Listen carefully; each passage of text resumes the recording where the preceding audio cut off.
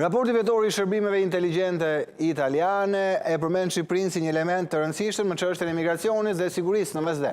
Dokumenti e paraqet vendin si partner të Italisë në menaxhimin e migracionit, por njëkohësisht thekson praninë e rrjeteve të krimit organizuar shqiptar me aktivitet ndërkombëtar. Dokumenti paraqet 4 skenar për migracion në vitin 2026. Skenari më i mundshëm parashikon nivelet të ngjashme me vitin 2025 dhe funksionimit të marrëveshjes me Shqipërinë në një situatë të menaxhueshme, ndërsa rritja e ndjeshme e flukseve mund të ndodhë në rast të përkeqësimit të situatës në Libi dhe dobësimit të kontrollit në Tunizi.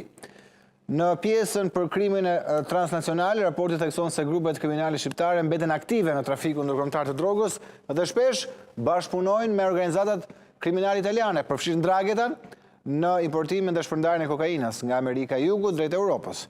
Sipas dokumentit, pozicioni gjeografik i Shqipërisë dhe afërsia me Italinë bëjnë vendin një pikë tranzit të disa rrugë të trafikut të drogës drejt Europës Veriore.